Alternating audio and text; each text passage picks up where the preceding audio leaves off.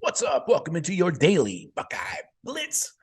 Gave you the lefty there for a thirsty Thursday, May 4th. Don't give me that the 4th be with you crap.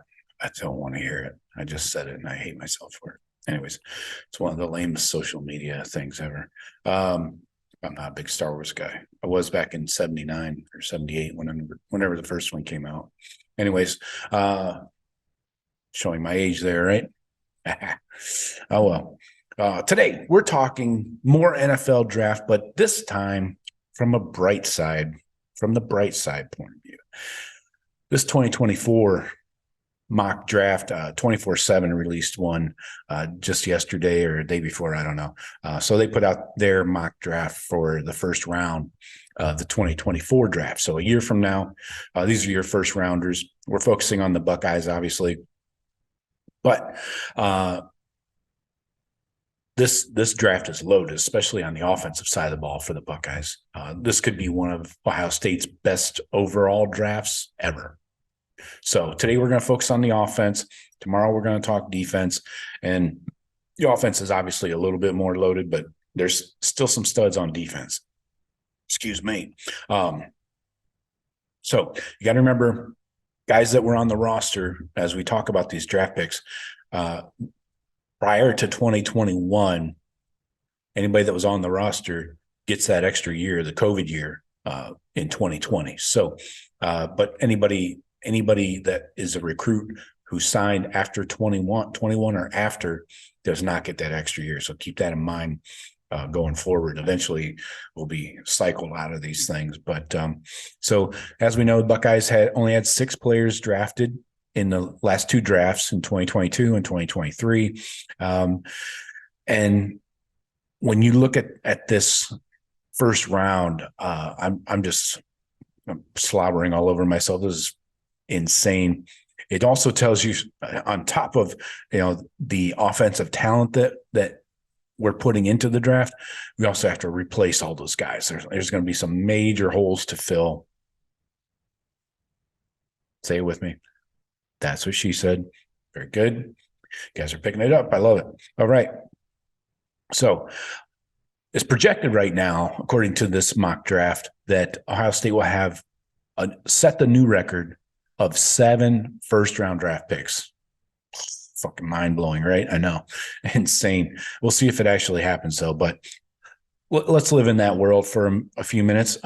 Currently, the record for number of first-round draft picks is held by Miami in the 2004 draft and Alabama in the 2021 draft. Both had 6. Okay, 6 first-rounders, which is insane as it is. But then the total number of picks in one draft, Georgia broke Ohio State's record last year with 15 in the 2022 draft.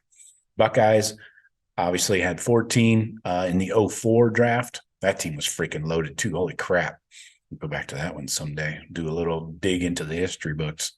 So anyways, let's start off. We're going to talk about the 2021 class. These are the third-year guys. We've talked about these guys a lot because the success of this team and the march to a national championship starts on the backs of this 21 class.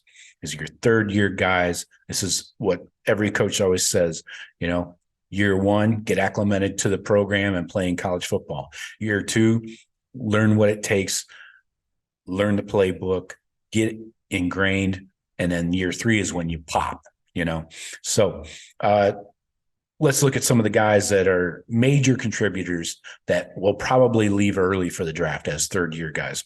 Obviously, Marvin Harrison Jr., Emeka came in the same class. Keep that in mind. JT, Donovan Jackson, Travion Henderson could go. Denzel Burke, Mike Hall could go. Today we're just focusing on the offense, so I'll try and rein myself in here. Then you got some 4th year, 5th year, and even 6th-year players that could become draft picks. 4th-year guys, you got Mayan, Julian Fleming. 5th-year guys, I'll touch on the defense tomorrow. 5th-year guys, you got Cade Stover. 6th year, you got X-Man, Xavier Johnson, Matt Jones, those guys. So So let's talk about third year guys on the offense today. Third year, and these guys are at least 2 first rounders. So you got Marvin Harrison Jr. He's been number one. He could have been the number one overall pick. He could be next year the number one overall pick. A receiver hasn't been picked number one overall in the draft since Keyshawn Johnson in 1996. Can't believe it's been that long. So Harrison, he has everything it takes. He has all the talent, all the ability to be an elite NFL wide receiver. We know this. We've seen this. Probably would have been a top 10 pick in this year's draft if he was eligible. So we know what to expect there. Definitely a top 10, top 5. I don't know about number 1. It really depends on who's drafting at number 1. But let's talk about Emeka Egbuka. So Ohio State has had 3 wide receivers selected in the first round of the last 2 drafts. So Emeka and Marv give OSU 2 more in this draft. Emeka has the ability to get open, catch the ball, and make plays in the open field. I don't know what that was. You guys hear that sound? That was weird. To play both outside and in the slot, and can add value as both a kickoff and punt returner. So he can do a lot. Donovan Jackson, let's talk O-line. Guard Donovan Jackson. He is an elite guard prospect.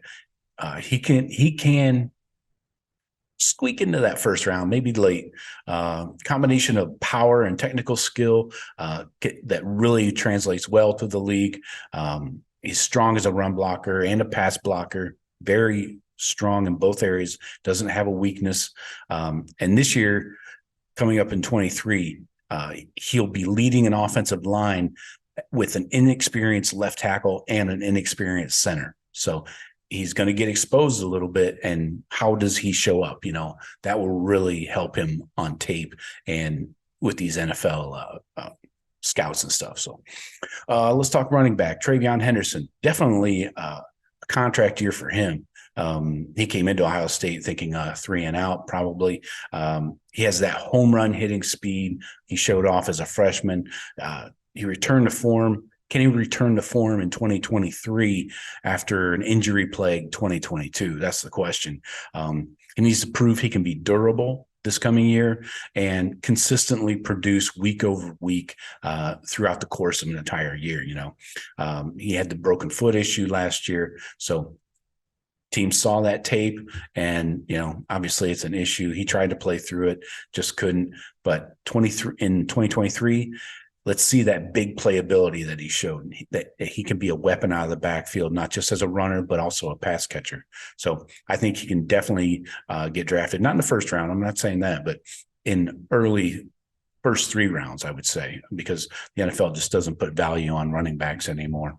They're a dime a dozen in most GM's eyes. So let's talk 4th, 5th, and 6th year guys. Mayan Williams, of course, 5'9", 225. He projects to be drafted in the middle rounds, but no later than that. He has a career average, I didn't know this, of 6.7 yards per carry. NFL scouts want to see him make an impact as a pass catcher also. So in the pass game, they want to see him be effective too, and not just a runner between the tackles, even though that is his obvious strength. We also got Cade Stover, the tight end, made the switch from linebacker to tight end early in his career, became a playmaker last year at tight end, 36 catches, 400 yards, 5 touchdowns.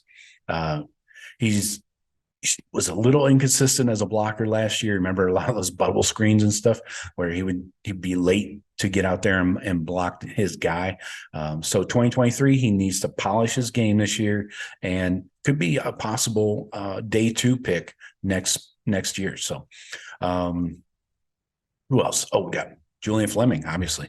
Heartline says Julian Fleming belongs in the first rounder conversation. 6'2", 205 with great speed. So he's got the tools.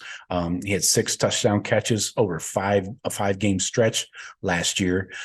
He just has to stay healthy and prove he can compete, be a complete wideout.